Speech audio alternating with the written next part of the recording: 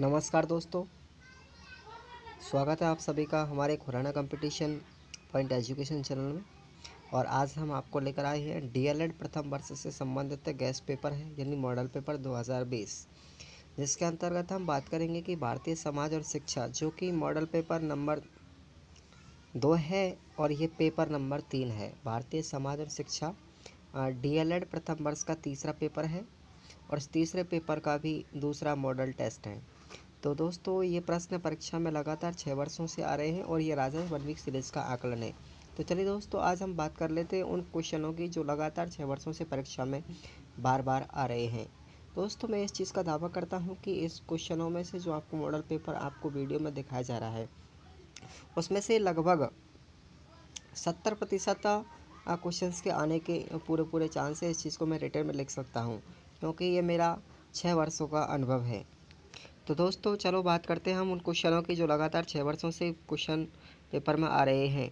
तो देखिए दोस्तों, ये 70 नंबर का पूर्णांक होगा, जिसके अंतर्गत समय 3 घंटे का होगा और आपको इसमें कुछ क्वेश्चंस दिए गए, क्वेश्चंस का पालन करते हुए आपको प्रश्न पत्र हल करना है अपनी उत्तर पुस्तिका के अंतर्गत। तो देखिए दोस्तों, इसमें 4 क्वेश्चंस जो होंगे वो बहुविकल्पीय क्वेश्चन होते हैं, 1 से लेकर के 4 तक। वो 1-1 नंबर के होंगे, उनको आपको ए व सद में अपनी उत्तर पुस्तिका के अंतर्गत भरना है। तो दोस्तों, पहला क्वेश्चन की हम बात करते हैं, सामाजिक स्तरीकरण को प्राणी शास्त्रीय आधार माना गया है। तो पहला क्वेश्चन है, सामाजिक स्तरीकरण को प्राणी शास्त्रीय आधार है। तो आपको इनमें ए व से बनना है। लिंग है, प्रजाति है, ए एवं व दोनों ही है या इनमें से कोई नहीं, आपको ऑप्शंस भरना है। क्वेश्चन नंबर सेकंड है, सामाजिक स्तरीकरण का एजातिगत आधार क्या है। सामाजिक स्तरीकरण का एजातिगत आधार क्या है। नंबर 3 क्वेश्चन है, जनजातियों को मुख्य धारा से जोड़ने के लिए आवश्यक तत्व कौन सा है। नंबर 4 क्वेश्चन है, गुरुकुल कांगड़ी विश्वविद्यालय कहाँ स्थापित है। तो चारों क्वेश्चन से दोस्तों बहु चयनात्मक प्रश्न है। इनमें से आपको अवश्य अपनी उत्तर पुस्तिका में ही भरने हैं, कॉलम बना करके। और आगे चलो दोस्तों, बात करते हैं हम अति लघुत्तरात्मक क्वेश्चनों की, जिनमें 5वां क्वेश्चन है, समाज की परिभाषा लिखिए। समाज की परिभाषा लिखिए। अगला क्वेश्चन है नंबर 6, बच्चों के बाल श्रमिक बन जाने का मुख्य कारण क्या है।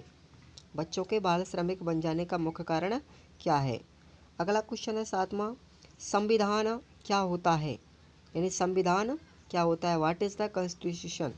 संविधान क्या होता है। अगला क्वेश्चन है 8वां, भारत का संविधान किस वर्ष और किस दिन लागू किया गया था। भारत का संविधान किस वर्ष और किस दिन लागू किया गया था, ये भी आपको बताना है। और 9वां क्वेश्चन है, गोपाल कृष्ण गोखले ने अपना प्रारंभिक शिक्षा संबंधी विधेयक कब प्रस्तुत किया था। तो दोस्तों, ये आपको 5 क्वेश्चन है जो 2-2 नंबर के मिलेंगे, अति लघुत्तरात्मक। आपको 10 से 15 शब्दों के अंतर्गत इनका जवाब अपनी उत्तर पुस्तिका में देना है। तो दोस्तों, इन क्वेश्चनों को आप ढंग से पढ़ के जाएं और मैं आपको मॉडल पेपर बताऊंगा। लगभग प्रत्येक पेपर के 5-5 मॉडल पेपर आपको अपने यूट्यूब चैनल पर डाल दूंगा, तो आप उनको थोड़ा सा गहराई से पढ़ लीजिए। मैं जानता हूँ इस तरीके से कि प्रत्येक पेपर के अंतर्गत 21 प्रश्न दिए जाते हैं, जिनमें से 5 अगर मॉडल पेपर आप याद करके ले जाते हो तो 105 प्रश्न हो जाते हैं। तो आपकी पासिंग मार्क्स तो वैसे ही हो जाएगी दोस्तों, तो आप इनको अच्छी तरीके से पढ़ लें। तो अगला क्वेश्चन है हमारा लघुत्तरात्मक 10वां। तो देखिए दोस्तों, 10वें क्वेश्चन की बात करते हैं, भारतीय समाज में भाषाई विविधता के स्वरूप को स्पष्ट कीजिए। क्वेश्चन नंबर 10 से लेकर के दोस्तों 17 तक प्रत्येक क्वेश्चन 3-3 नंबर का होगा और 3-3 अंक का होगा। तो आपको इनके अंतर्गत लगभग 20 से 25 तक 20 से 25 शब्द या फिर लगभग आपको 3 नंबर की मार्किंग के आधार पर आपको प्रश्नों के जवाब देने हैं। इतने ही शब्द सीमा के अंतर्गत। तो दोस्तों, 10वां क्वेश्चन मैंने आपको बताया, भारतीय समाज में भाषाई विविधता के स्वरूप को स्पष्ट कीजिए।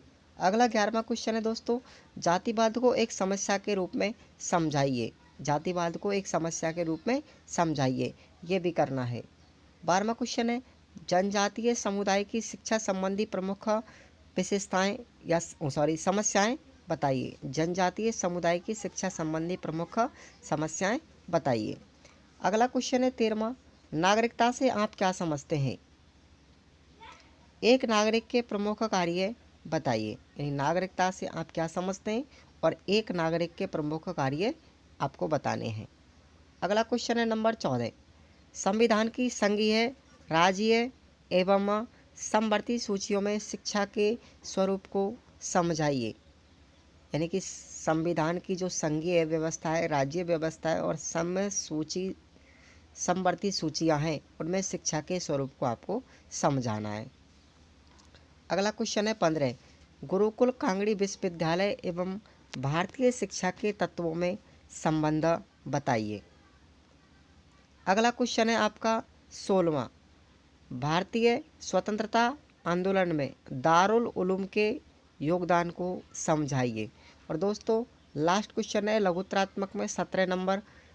महात्मा गांधी की बुनियादी शिक्षा के पाठ्यक्रम को समझाइए। तो दोस्तों ये हुए हमारे 8 क्वेश्चन 10 से लेकर के 17 तक, जो प्रत्येक 3-3 अंक का है। अब हम बात करते हैं हमारे निबंधात्मक प्रश्नों की, जिनकी शब्द सीमा लगभग 250 शब्दों तक होती है। तो 18वां क्वेश्चन हमारा निबंधात्मक होगा और 18 से लेकर 21 तक निबंधात्मक ही होंगे। और इन निबंधात्मक प्रश्नों के अंतर्गत दोस्तों अथवा में क्वेश्चंस दिया जाएगा और उन अथवा में से एक क्वेश्चंस आपको करना है। प्रत्येक क्वेश्चन से 8 अंक का होगा। तो चलिए दोस्तों बात करते हैं हम 18वें क्वेश्चन की। बचपन में विविधता किस प्रकार दृष्टिगोचर होती है। बचपन की विविधता में नकारात्मक एवं सकारात्मक पक्षों को समझाइए। ये हो गया दोस्तों। अब इसके अथवा में दोस्तों क्वेश्चन है, भारत में रंग रूप, संस्कृति, भाषा और धर्म के आधार पर पाए जाने वाले विविधताओं का विवेचन कीजिए। ये दोनों क्वेश्चनों में से आपको एक करना दोस्तों। 19वां क्वेश्चन की बात करें दोस्तों कि जाति व्यवस्था क्या होती है।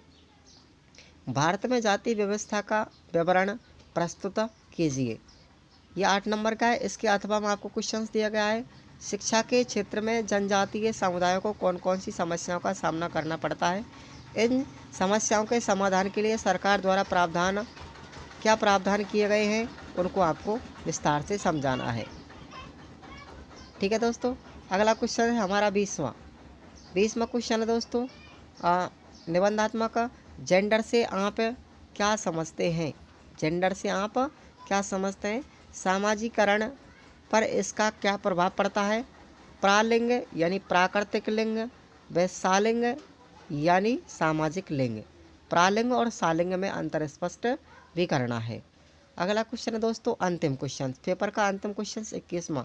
ब्रिटिश काल की शिक्षा में मैकाले के विवरण पत्र और प्राच्यवादियों के विचारधाराओं का या विचारों का प्रस्तुतिकरण कीजिए। ये क्वेश्चन हो गया दोस्तों ब्रिटिश काल की शिक्षा में मैकाले के विवरण पत्र और प्राच्यवादियों के विचारों का प्रस्तुतिकरण दीजिए। अब इसके अथवा में दोस्तों क्वेश्चन दिया गया है, वैदिक शिक्षा से आप क्या समझते हैं। वैदिक कालीन शिक्षा की प्रमुख विशेषताएं लिखिए। तो दोस्तों हमारी वीडियो को लास्ट तक देखते रहने के लिए धन्यवाद। और मैं आशा करता हूं कि आने वाले क्वेश्चंस पेपर भी आपको इस प्रकार डाले जाएंगे कि आपके पेपरों में बहुत सारे क्वेश्चंस फंसें।